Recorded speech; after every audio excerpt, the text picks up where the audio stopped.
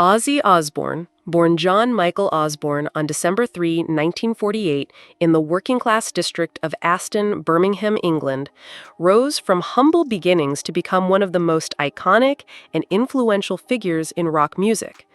Known worldwide as the Prince of Darkness, Ozzy first made history as the lead singer and frontman of Black Sabbath, a band that pioneered heavy metal with dark riffs, apocalyptic lyrics, and a raw emotional intensity that reshaped music forever. Yet, even as he left his mark on the world stage, he never lost his connection to Birmingham, the city that molded him from a troubled boy into a global legend. Throughout a turbulent and triumphant career spanning over 6 decades, Ozzy faced battles with addiction, health crises, and personal loss, but he always rebounded.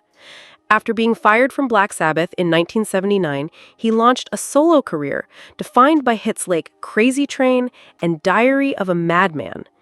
He redefined himself again in the 1990s by emerging as a beloved reality TV patriarch on The Osbournes, endearing himself to new generations with his laughter, his humanity, and his unapologetic rock spirit.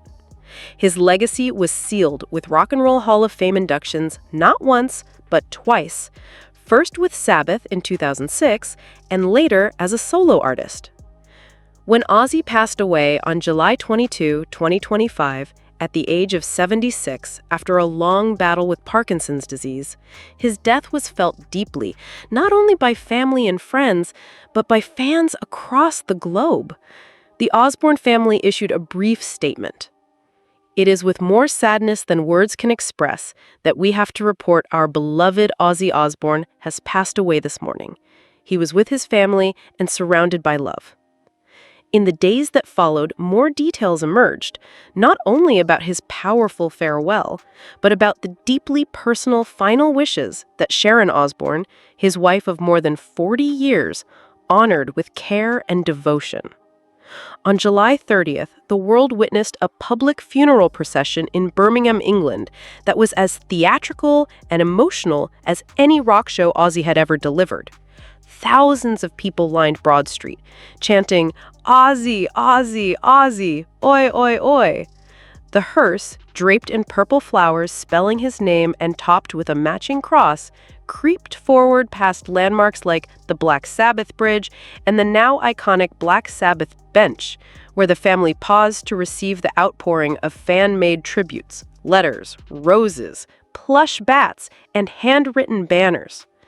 Many mourners were clad in black: leather jackets, band t-shirts, Capitol Records caps, bat accessories, and the crowd sang Sabbath anthems as a brass band quietly played Iron Man in the background. Sharon Osbourne walked in the procession alongside her children, Jack, Kelly, Amy, and Louie, each wearing personal symbols of their father, Kelly in round Ozzy-style sunglasses, Jack with a bat lapel pin, and others with purple scarves or cross pendants.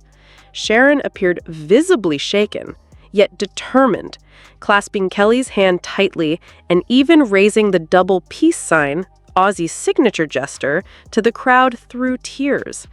She wore Ozzy's wedding ring around her neck on a chain, a small but powerful symbol of enduring love. The procession moved slowly and deliberately, embodying both grief and celebration. As it passed the Black Sabbath bench, a place that had become a site of pilgrimage since Ozzy started paying tribute visits earlier in the week, the family exited the vehicles to receive flowers and letters from fans gathered behind temporary barriers. Chants of "Ozzy forever" rang out. When the mourners raised toy bats in tribute, the image was surreal yet deeply meaningful, a reminder that Ozzy's reputation for wild stage deeds, outrageous humor, and fearless expression was part of a mythos fans adored. Yet after that public farewell came something far more private, something that reflected Ozzy's own vision for how he wanted to be remembered. According to Sharon's decision, and earlier reports that Ozzy himself had discussed this years before, the rock legend was buried on the family's 350-acre Buckinghamshire estate, in a location of quiet natural beauty, far from the crowds and the spotlight. It was a wish that had been made clear in his 2009 memoir, I Am Ozzy, where he wrote, "Don't cremate me, whatever you do. I want to be put in the ground, in a nice garden somewhere, with a tree planted over my head." He even specified a crabapple tree, joking that his children could crush apples and make wine in his memory. Who would have seen a private burial like that as controversial? Sharon knew that Ozzy's health had declined in recent years. Spinal surgery, Parkinson's diagnosis, canceled tours, and a general slowing. Last week, friends of the family feared she might be too frail to handle a large public service. Instead, she chose what she felt her husband would have wanted, something small, peaceful, soulful. It was reminiscent of what Sandra Cash did for her husband, Jeff Beck, in January 2023, when she buried him in the gardens of their home after his unexpected passing.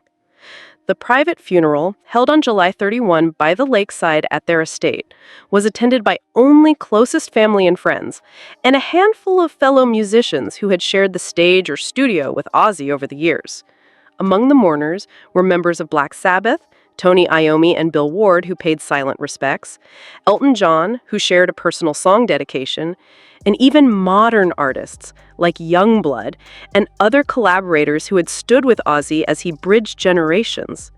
Floral arrangements encircled the gravesite in vivid colors, and letters and drawings from fans filled a memory table nearby. Sharon allowed each child a moment to speak. Kelly read a heartfelt letter she had penned to her father during one of his hospital stays. Jack softly strummed an acoustic piece that had been one of Ozzy's quieter favorites. Amy spoke of him not as a rock legend or reality star, but as the warm, eccentric, deeply caring father she grew up with. Louis shared tales of backstage pranks and late nights backstage that revealed a side fans rarely saw, his playful generosity and warmth off stage.